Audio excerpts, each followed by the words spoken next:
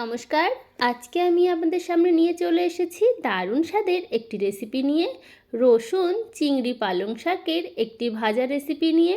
এইভাবে একবার পালং শাক ভাজা করে খেয়ে দেখুন বন্ধুরা, এতটা সুস্বাদু হয় যে বারবার কিন্তু এই শাক ভাজাটি করে খেতে ইচ্ছে করবে। তো চলুন দেরি না করে রেসিপিটি শুরু করা যাক।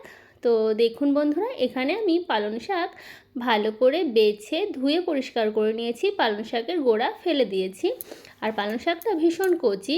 বাজারে গেছিলাম তো পালং শাক দেখতে পেয়েছি, তাই কিনে নিয়ে এসেছি। তো পালং শাকটা দেখুন কুচিয়ে নিয়েছি, তবে খুব বেশি কুচিয়ে নিইনি, এরকম কুচিয়ে নিলেই যথেষ্ট। তো চলুন রান্নাটায় ফিরে যাওয়া যাক, মূল রান্নায়। তো কড়াইতে দিয়ে দিচ্ছি সর্ষের তেল। অবশ্যই শাক ভাজাটা সর্ষের তেলে করলে খেতে বেশি ভালো লাগবে। দুটো শুকনো লঙ্কা ফাটিয়ে দিয়ে দিলাম। আর এখানে 4-5 কোয়া রসুন থেতো করে দিয়েছি। এই রসুন থেতো করে দিলে শাক ভাজাটার টেস্ট ফ্লেভার দুটোই সুন্দর হয় খেতে। আর অবশ্যই একটু রসুন থেতো করে দেওয়ার চেষ্টা করবেন। আর আগে থেকে আমি চিংড়ি মাছ ভালো করে খোসা ছাড়িয়ে ধুয়ে পরিষ্কার করে রেখেছিলাম। তো চিংড়ি মাছগুলো একই সঙ্গে ফোড়নের সঙ্গে ভেজে নিচ্ছি। তাহলে এই রসুনের ফ্লেভারটা চিংড়ি মাছের মধ্যে চলে যাবে আর চিংড়ি মাছটা খেতেও আরও বেশি ভালো লাগবে। তো চিংড়ি মাছটা ভালো করে ভেজে নেব। তার জন্য একটু নুন দিয়ে দিচ্ছি আর হলুদ গুঁড়ো দিয়ে দিচ্ছি সামান্য। দিয়ে চিংড়ি মাছটা ভালো করে লাল লাল করে ভেজে নেব। আপনারা কারা কারা পালং শাক এইরকমভাবে রসুন আর চিংড়ি মাছ দিয়ে ভাজা করে খেয়েছেন অবশ্যই কমেন্ট বক্সে জানাতে পারেন। কয়েকটা কাঁচা লঙ্কা দিয়ে দিলাম, গোটা চিড়ে দিইনি।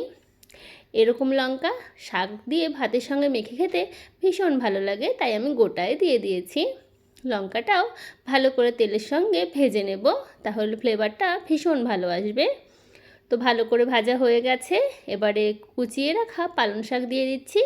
দেখলেন তো কতটা পালং শাক দিয়েছি, রান্নার পরে একদম একটুখানি হয়ে যাবে। আর পালং শাক খেতে কিন্তু আমার ভীষণ ভালো লাগে। তো আজকে একটু অন্যরকমভাবেই ট্রাই করলাম আর সেটাই আপনাদের সঙ্গে শেয়ার করছি। তো বন্ধুরা, যদি রেসিপিটি ভালো লাগে তাহলে লাইক, শেয়ার, কমেন্ট, সাবস্ক্রাইব করে পাশের বেল আইকনটা প্রেস করতে একদম ভুলবেন না। আর রেসিপিটি কেমন লাগছে সেটাও কিন্তু কমেন্ট বক্সে জানাবেন। এবারে পরিমাণ মতো নুন দিয়ে দিচ্ছি। নুন দেওয়ার পরে দেখবেন শাকটা একদম কমে এসেছে আর কতটা জল ছাড়বে দেখুন। এই জলটা যতক্ষণ না টানবে ততক্ষণ কিন্তু এই শাকটা ভাজা করতে হবে। আর জলটা কিন্তু আমি শাকের সঙ্গেই টানিয়ে দেব, এক্সট্রা ফেলে দেব না ছেঁকে, তাহলে শাকের পুষ্টিগুণটা বজায় থাকবে। তো এখন গরমকাল হলেও কিন্তু বাজারে পালং শাক পাওয়া যাচ্ছে। ভিডিওটা আপনারা স্কিপ না করে দেখতে থাকুন বন্ধুরা, আশা করি আপনাদের ভালো লাগবে। আর কতটা জল বেরিয়েছে দেখুন। এবারে ঢাকা দিয়ে রেখে দেব। পালং শাক কিন্তু তাড়াতাড়ি রান্না হয়ে যায়, শুধুমাত্র জল টানানোর জন্য একটু সময় লাগবে।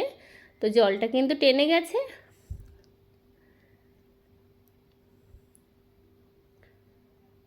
তো রেসিপিটি কেমন লাগছে অবশ্যই জানাবেন। আর আপনারা কি কোথা থেকে আমার এই ভিডিওটি দেখছেন সেটাও জানাবেন। টেস্টের জন্য একটু চিনি দিচ্ছি, পালং শাকের খাড় ভাবটাও চলে যাবে চিনি দিলে, টেস্টও ভালো আসবে। তো বন্ধুরা, শাক ভাজাটা কিন্তু অলমোস্ট হয়ে এসেছে। দেখতে কিন্তু ভীষণ ভালো হয়েছে শাক ভাজাটা, আর খেতেও কিন্তু ভীষণ ভালো লাগে। একটু অন্যরকমভাবেই আপনাদের সঙ্গে শেয়ার করলাম, অন্য সব শাক ভাজার রেসিপি থেকে কিন্তু অনেকটাই আলাদা। তো আপনারা কারা কারা এরকমভাবে শাক ভাজাটি করেন অবশ্যই কিন্তু জানাবেন বন্ধুরা। পালং শাক তো আমরা অনেক রকমভাবে খেয়ে থাকি, এইভাবে কারা খান জানাবেন। তো দেখুন একদম জল টেনে গেছে, টান টান হয়ে গেছে শাক ভাজাটা, আর কতটুকু হয়ে গেছে দেখুন। এবারে একটা পাত্রে নামিয়ে নিয়ে ফিরে আসছি। প্রথম পাতে গরম গরম ভাতের সঙ্গে যদি রসুন চিংড়ি পালং শাকের এই ভাজাটি থাকে তাহলে কিন্তু গরম ভাতে আর কিচ্ছু লাগবে না। তো অবশ্যই কিন্তু বাড়িতে ট্রাই করবেন। আজ তবে বিদায় নিচ্ছি, দেখা হবে অন্য কোনো ভিডিওতে। ধন্যবাদ।